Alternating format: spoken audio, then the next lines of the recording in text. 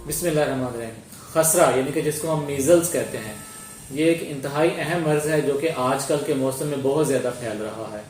صرف ان 2 مہینوں میں 2000 کیسز خسرہ کے ریکارڈ ہو چکے ہیں پنجاب میں، اور لاہور میں more than 500 کیسز جو بچوں میں خسرہ کے وہ اب تک نوٹیفائی ہو چکے ہیں۔ اس لیے ضروری ہے کہ والدین خسرہ کے بارے میں جو بنیادی معلومات ہیں وہ ان کے پاس ہونی چاہیے۔ جو سب سے پہلی بات ہے وہ یہ کہ خسرہ یعنی کہ میزل یہ ایک وائرل ڈیزیز ہے۔ وائرل ڈیزیز کا مطلب یہ ہوتا ہے کہ یہ ایک ایسی بیماری ہے کہ جو اپنا پیریڈ پورا کر کے ٹھیک ہو جاتی ہے، اور اس کے لیے کسی خاص اینٹی بائیوٹک کی ضرورت نہیں ہوتی انٹل انلیس کہ اس میں کوئی کمپلیکیشن یا پیچیدگی ہو۔ اب دوسری یہ کہ یہ مرض پھیلتا کیسے ہے۔ یہ مرض عام طور پر مریض کے چھینکنے سے یا کھانسنے سے پھیلتا ہے، اور جو بھی بچہ یا مریض اس کے ان کانٹیکٹ ہو تو اس میں یہ وائرس آ سکتا ہے۔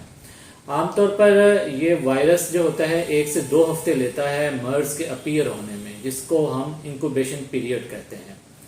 اس کی جو علامات ہیں اس میں 2 فیزز ہوتی ہیں۔ پہلی جو فیز ہوتی ہے اس میں بچہ کھانسی، بخار، آنکھیں سرخ ہوئی ہوتی ہیں، نزلہ زکام، ایسے جیسے کہ بچے کو عام معمولی جو کھانسی نزلہ زکام ہوتا ہے اس طرح کی بیماری ہو سکتی ہے۔ اس وجہ سے عام طور پر ایسے بچوں کو اینٹی بائیوٹک دے دی جاتی ہے اور ان کو گھر بھیج دیا جاتا ہے۔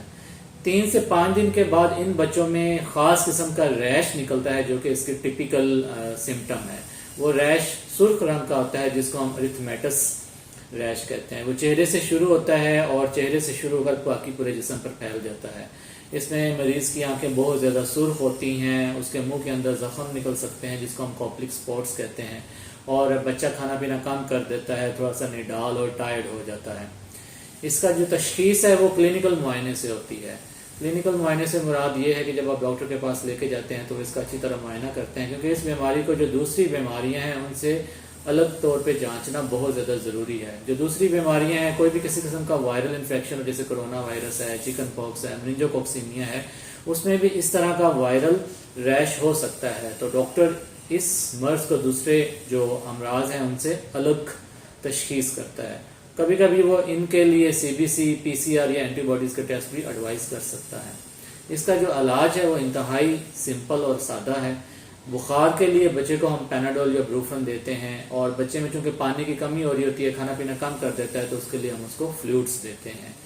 اور کبھی کبھی یہ بچے اگر کوئی پیچیدگی ڈیولپ کر لیں، جیسے کہ نمونیا ہے، انسفلائٹس جس کو ہم دماغ کی سوزش کہتے ہیں، تو ایسی صورت میں بچے کو داخل بھی کرنا پڑ سکتا ہے، اور داخل کر پھر اس کا علاج کیا جاتا ہے۔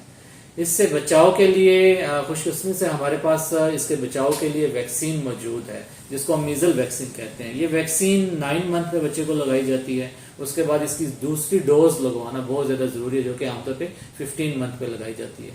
یہ ویکسین EPI ویکسین میں شامل ہے۔ والدین کو چاہیے کہ بچوں کو ویکسین ضرور لگوائیں، کیونکہ اگر 2 ڈوزز لگی ہوں تو 90% چانس ہے کہ یہ بچہ میزل سے بچ جائے، اور اگر بچے کو ویکسین نہ ہوئی ہو تو 90% چانس ہے کہ یہ بچہ میزل کا شکار ہو جائے۔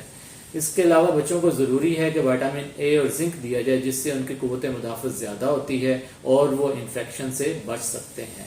بہت شکریہ۔